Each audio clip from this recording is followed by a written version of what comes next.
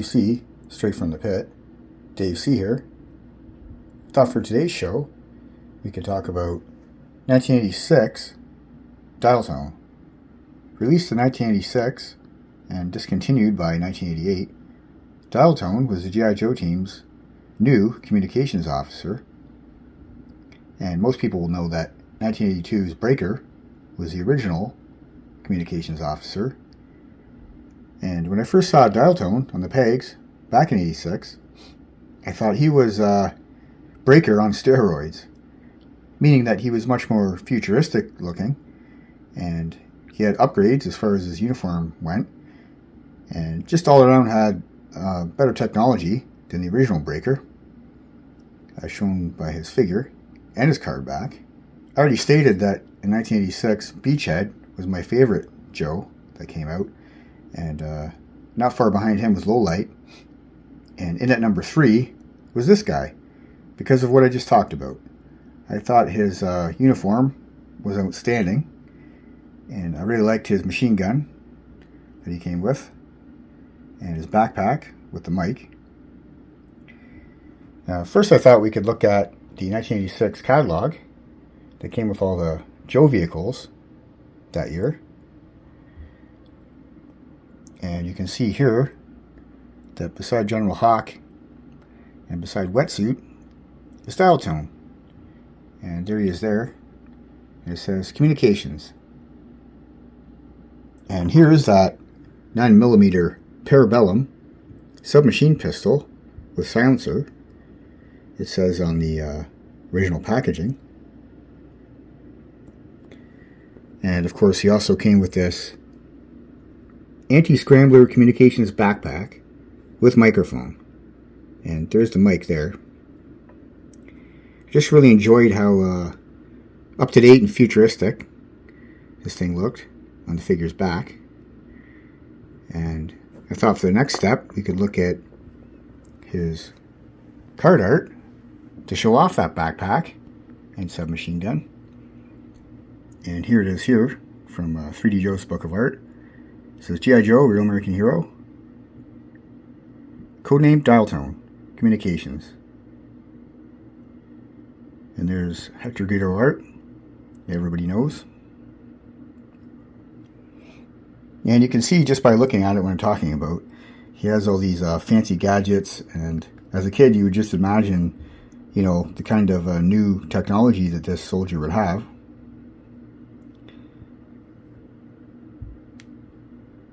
I don't have his file card, but I do have this Order of Battle December issue, which has Dial Tone on the cover. And I remember this as a kid, getting it at the corner store, where I often rode my BMX over to, and I would get a chocolate bar of pop and a Joe comic.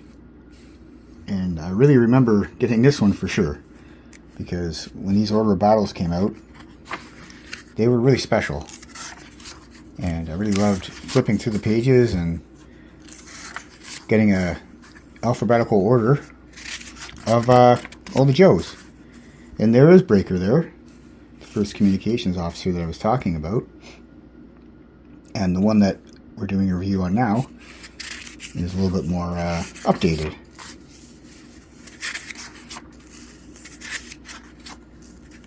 And there he is there.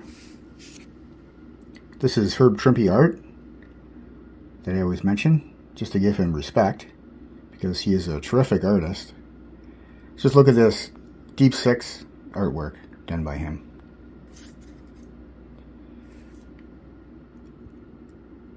It says Codename Dial Tone, Communications. File name Jack S. Morelli. Primary military specialty, radio communications. Secondary military specialty, infantry. Birthplace, Eugene, Oregon. Grade, E4. Dial Tone built his own crystal set when he was 10. By 14, he was part of a CB net and had his own ham station by the time he was 16. Dial Tone made all his own equipment. Buying parts with quarters earned begging groceries. He saw the Army as a means to furthering his education in his chosen field, and quickly found that instead of a stepping stone, it was a goal in itself. Manning a radio in the field wasn't just passing time, it was a job with a purpose. One of the scariest things that can happen to you in the field is to lose contact with your base. That means you're alone. No artillery support, no airstrikes, no medevac, no extraction, no nothing. The cavalry ain't coming until the man with the radio tells them to. I just read that this character, Jack S. Morelli, was named after Jack Morelli, that Larry Hama knew as a comic book creator. So he chose to have that guy's name for Dial-Tone's real name on his file card. And another interesting thing I just read is that the other code names for Dial-Tone that were proposed were Squelch and Hotline. So it's interesting that they went with Dial-Tone. And I'm kind of happy that they are, because I think that's a much better name than both those two other options. And there's also some information I found out that Larry Hama, he had handwritten a letter to Hasbro in relation to Dial-Tone's code name. And he said, quote unquote, if you go with Hotline instead of Dial-Tone, change Hotspot to Sci-Fi on the Laser Trooper, 1986. So what he was saying is don't have two figures with Hot as their first code name. And he wanted Sci-Fi to be named Sci-Fi instead of a Hotspot. So that's an interesting tidbit. Dial-Tone was on 1986 Sunbow animated series, and he first appeared with the 5-parter Arise Serpentor Arise. And here's the DVD case for that. And he was really good in those episodes, and he was in all the other episodes later on, 1986. And he was also in G.I. Joe the movie, the 1987 animated feature that had Golobulus and Sergeant Slaughter and all those guys. And he was really good in that movie. And he first appeared in the Mortal comic in issue number 56 of February 1987. And there it is there. It's got Roadblock on the cover with Scarlet and Flint. And I thought we could crack that open now and look at his first panels.